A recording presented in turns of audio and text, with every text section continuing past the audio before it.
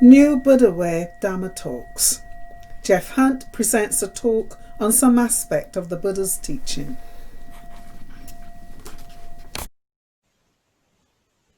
Good morning, everyone. There isn't a day that passes without our mentioning the past or the present or the future. What exactly the future means or indicates is a little bit more difficult. We think we know what we mean when we speak of the future, not clear at all what we mean by that. But in context, it obviously means something. It has some operative effect. However, when we try to describe some of the most important things in our lives, or get into metaphysical matters, we find ourselves at a bit of a loss as to what we're talking about when we talk about the future. I looked in a dictionary. I thought, well, the dictionary would tell me what the future is. So the future in the Collins Dictionary is the period of time that will come after the present. The period of time that will come after the present. Now that doesn't really tell you anything very much. To start with, it assumes that we know what we mean by the present, which on analysis we don't really, although it does work in a particular context. Coming after is itself assuming what we're trying to define. So I think if we look at how we actually use the word future and how we think about it, we'll see that some people have divided the future into the objective future and the subjective future. So the objective future is supposed to be what science measures. It's real, it's out there. And the subjective future is supposed to be what is in our minds. For example, our expectations. The problem with that division is that even the scientists don't know what they're talking about, and they keep changing their sense of the future according to which theory they're operating with. So it came as a bit of a shock when Einstein came up with the view that there is no such thing as time by itself. We should be talking about space, time. They're inseparable. So he completely changed everything in that way. So I think we can put aside the objective future for a moment and face up to the fact that when we are talking of the future, we are talking about what is in our minds. So when and where is the future? The short answer would be it's a mental construct. Above all, it's a division. Now, language develops and thinking develops by making a whole series of divisions and to create our reality.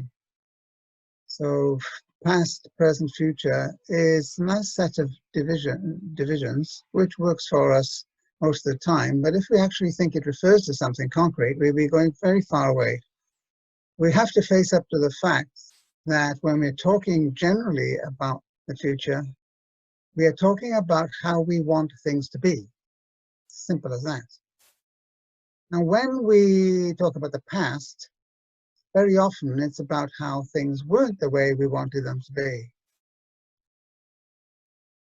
Now we're in, a field of thought which is beginning to make some sort of sense. We're bringing it back, if you like, the human experience of the future. What is the human experience of the future?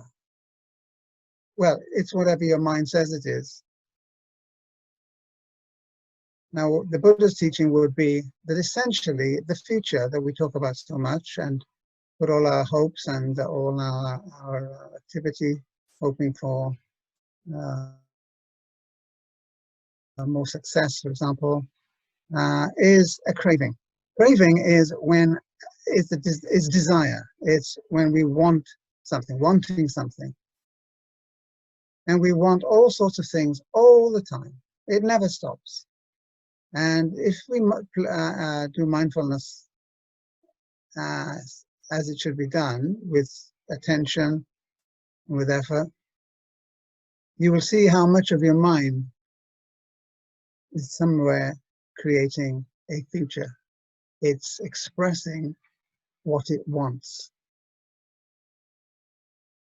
It can be quite an alarming amount of time that one is spending, not in this moment where I am actually. If anybody looks at me, they see me sitting in a chair daydreaming, but I'm living in something called the future, which I've created for myself. Now, this is not necessarily a bad thing. In Buddhism, we try to be realistic and say, well, this is how it is. Now let's look at it non-dually. That is, let's look at it from two sides. That which is helpful in some way, and one which is harmful in some way. And this is where we can have a sensible talk about the future. But now we're talking about the reality that the future only exists in our minds. We have very little guesswork as to what tomorrow will be like. We can see this perhaps more clearly at the moment, given that we never expected a pandemic. It was the last thing on our minds. We might have been thinking about what Brexit will mean in the future. And now that the future has arrived in regard to Brexit, we see that it just results in a lot of bureaucratic fumbling and mumbling. It doesn't change very much at all. So Brexit was also something which existed in our minds, and it was based on our dislike of people other than ourselves. We are British, we are great, let's make Britain great again. It's actually a piece of pernicious nonsense. Anyway, I don't want to go into that, but craving, let's come back to craving. Wanting more. Now, this is really an exercise in the here and now. Like, what is it now, today, or when I'm sitting quietly, what is it that my mind is drifting into? You'll find that a very large percentage of it is what we call the future. It's expressing a hope, or it's looking back and looking at a disappointment. That is, in the past, I had a future in my mind which would work out like this. Now I'm in the present, it hasn't worked out like that, so now I feel bad. So there we've got a nice little melee of present, past, and future, all jumbled up. We're living in a fantasy world. To anchor ourselves, we need to keep coming back to today, or narrower than that, this hour. Where is my mind? And is my mind settled? Is it calm? Is it peaceful? Is it fruitful? And you'll find that you are generating your own suffering, your own disappointment. There can't be a disappointment where there isn't a mental attitude of expectation. Disappointment comes up clearly in relation to an expectation that such and such will happen or should happen or ought to happen. Then it doesn't. Or it happens in some form, but not the form that you expected. And then you're disappointed, so now you're suffering. If you hadn't had the expectation, you wouldn't now be suffering. It's what a merry-go-round, isn't it? Now, it's out of compassion that the Buddha is concerned with such things. We come here once, one life, and we spend a lot of it feeling disappointed. Where does that disappointment come from? Is it something that can be scientifically measured? No. It is the creative impulse of my own mind that is doing that. So I have to detach and watch the workings of my own mind. Not to criticize or castigate myself all the time. No, that's not the point. The point is to become wiser and live more quietly and peacefully in whatever it is that you've got today. Now, that doesn't mean we shouldn't plan at all. That would be silly. We should plan without craving. Planning means expecting things, well, thinking that things may go wrong, they may go right, but whatever happens, happens, right? So I'm going to plan what I'm going to do. I'm going to drive up to Scotland next week. Okay. However, the more strongly one is attached to doing that and in generating in one's mind imagery around what that's going to be like, rather than waiting and seeing what it's going to be like, the more disappointed I'm likely to be. Or the opposite could happen. I could jubilate at how wonderful this has turned out to be. Right, what has happened now to equanimity that we talked about earlier? It seems equanimity is being lost.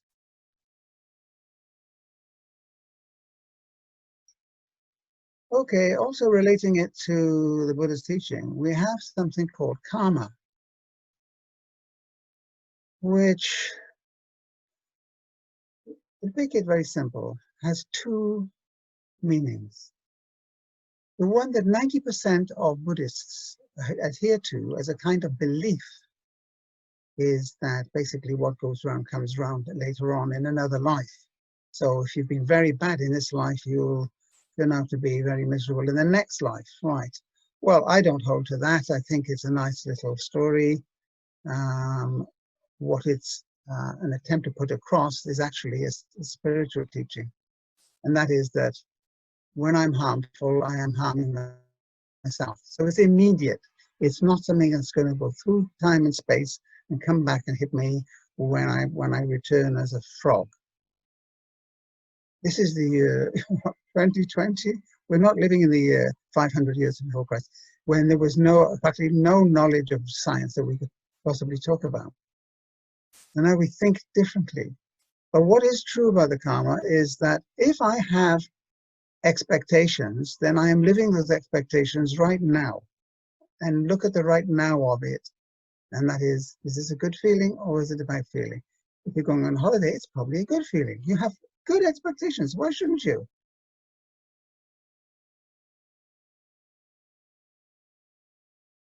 But we know the reality is it might be quite different. And then we're shocked and we're disappointed and we're crying and sobbing and complaining down the telephone to our friends about how it didn't work out. Well, let's just see how it goes. Let's live by the day. Let's make choices on the day. Rather than have the whole thing planned out from A to B, to C to D to E, planning out the whole holiday very often doesn't work at all. Decide what to do on the day. Then you'll be more engaged with the local circumstances.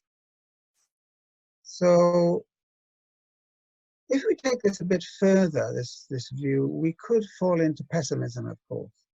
Now, optimism is where we expect the future to be sunny all the time, and then we're, always disappointed. Pessimism is where we expect the future to be bad all the time, so then we're miserable all the time, and we're suffering. We're suffering a thought of our own. Now, you may remember in Ecclesiastes in the Bible, if we haven't entirely forgotten, it's still there. It's a beautiful book full of wisdom, that all is vanity and a grasping for the wind. All is vanity and a grasping for the wind. It's basically saying the same sort of thing that I'm saying now. And that is that look into why it is that you're doing certain things or not doing certain things. A lot of it has to do with craving, or what here is called vanity. Grasping for the wind, what does that mean? It means disappointment. You can't catch the wind. You can try and grasp it. You're not going to catch the wind. You live day by day and you die. It's good. That's the way it is. How could it be otherwise? What would that be like? That would be horrendous. So, we need, I think Ecclesiastes there seems to be a little more than a little bent towards pessimism. But on the other hand, it is making a point, and that is that if you don't have faith in what is good and right and live it out, then life will be nothing but vanity. And you may realize that only at the end of your life, which is a little bit too late. So, mindfulness is an answer. Come back from the future to the present. Understand that the future never comes. It never comes. What does that mean? When it comes, it's not when it comes, if it comes, it's not the future anymore, it's now the present. So there is no future. The future never arrives. We're always in the present, whether we like it or not. So let's make the best of it. Let's be wise about it. Let's be compassionate about it, instead of living in a fantasy world. Fantasy worlds can be very dangerous, as we've seen with the damage we've done to the environment through tourism, for example. But I won't start talking about that. That's one of my favorite topics, which goes back to the 1970s when I was at the University of Edinburgh. Okay, there is a saying here, a teaching from the Buddha in a sutta. He was approached by one of his followers called Molliya Sivaka, and he said he was puzzled by something. That is that the Buddha kept saying, or using the phrase, the Dhamma is visible here and now. Now, we may not get what he means. Certainly, Molliya Sivaka did not know what he meant and said to him, look, the Dhamma is visible here and now. The Dhamma is visible here and now, it is said. To what extent is the Dhamma visible here and now? That is saying, in what way is it actually visible here and now? It is timeless. What do you mean it is timeless? Inviting verification. What do you mean by inviting verification? Pertinent, to be realized by the wise for themselves. What do you mean by that? Well, let's go back a bit. Let's rewind. Visible here and now. Here and now means here and now. We're not trying to objectify it because it won't get you anywhere. How big is it here and now? I don't know. It doesn't matter. This experience that we're having now, I am talking to you, you are listening to me, real or not, whatever. That is the here and now. That's real. That is your actual, direct, living experience. That's what he's talking about. Direct, now, immediate, living experience. That's what he's talking about when he's talking about directly visible. So he's saying the Dhamma is in this moment. And it's in every moment, but you've got to allow your mind to settle into that moment. Because the mind is very fond of taking it out of that moment and putting it in the past, which is not here, and putting it in the future, which is not here. And it just causes a lot of trouble when we take it too far. Not to say that we shouldn't plan within reason and without attachment. So the visible is visible here and now. Timeless. Well, we had a talk the other day about questions of time and timeless and the infinite, etc., etc. What does the Buddha mean by saying, well, perhaps you can tell me, the Dhamma is timeless? Well, I think he's basically saying it is the human condition. We are humans. Goodness knows what it would be like to be a crocodile or a frog or a mosquito. We are what we are. This is what we are. So we need just to hold up a mirror to ourselves and say, this is what we are. This is what we human beings are. So the Dhamma, which tries to present that to us, is timeless. It's not going to change into something else. It's inviting verification. What he means by that is, how do you check that something is true? Well, how do you do that in science? Well, you conduct an experiment and you see whether this happens or it doesn't happen. And you make certain measurements. Can you do that with the mind? Not really, because it's not concerned about measuring anything. It's a living, ongoing experience. So the way you verify whether something is true for you is to look into your own mind and see whether it's true for you or not. The truth is in your moment. How could you miss it? It's right there in front of you. That's what the Buddha says, actually. How do we miss it? It's right there. There it is, right in front of you. What are we doing? Looking into science books all the time. Fascinating subject, but doesn't make us any wiser. At its best, science makes us more knowledgeable. But as we see, as the knowledge increases, the wisdom sinks. And he also, Mulia Sivaka says, what do you mean by pertinent? Pertinent meaning appropriate, relevant. In other words, the Buddha is saying all the rest is not really very relevant to your happiness and the end of suffering. This is what is important at the end of suffering. You're paying attention to your living moment here and now, which you carry with you all the time. So you're always in this capsule, if you like, of growth, of change. That's where the action is, and that's where your mind can fruitfully be, because you have that power to do that, but you don't use it, because we think that we need to understand how the world works in itself, the laws of the world. It makes us very clever, and it has improved things physically for us in many ways. It has also caused an infinite and dangerous amount of trouble for us, because there's no looking into ourselves or our motives or what we expect from others. So things get worse, not better. So in that little phrase, there are 4 or 5 lines, there's quite a lot of wisdom to be unpacked. But to leave you then with some thoughts, what would I like you to remember in terms of a practice? Well, you could contemplate now and again the thought, the future never comes.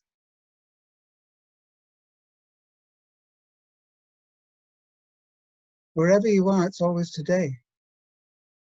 Even when your mind is in the future, it's actually today. So there's an inconsistency between what is in your mind and the way things actually are, which is not a good idea. The future never comes. Again, you may occasionally, in a peaceful, compassionate way, encounter others, or you may encounter yourself, as someone that is obstinately stuck in a future that never arrived. Now, it is sad that we often do meet people that had some wonderful vision of themselves and success, overlooking the fact that they were going to get old and die anyway. And then it didn't happen, or it all went wrong.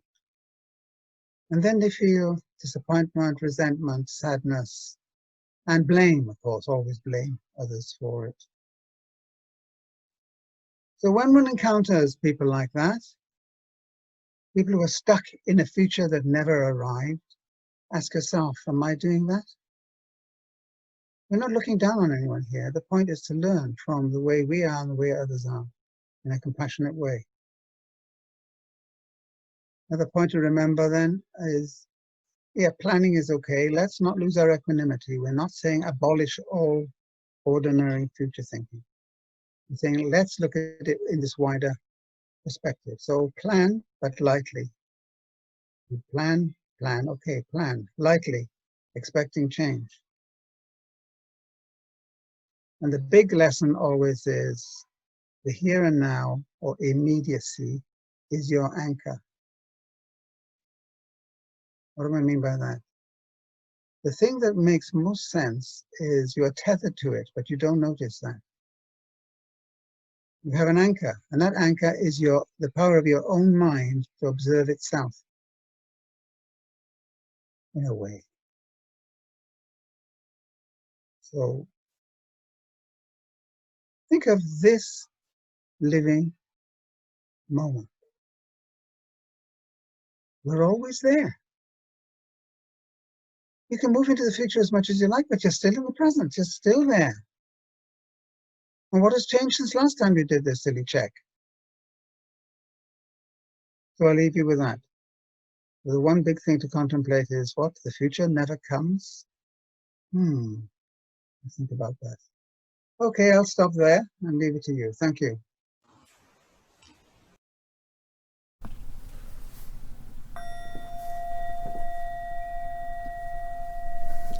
New Buddha Way lets go of East and West and starts afresh in the life we have now. For more information, visit www.newbuddhaway.org.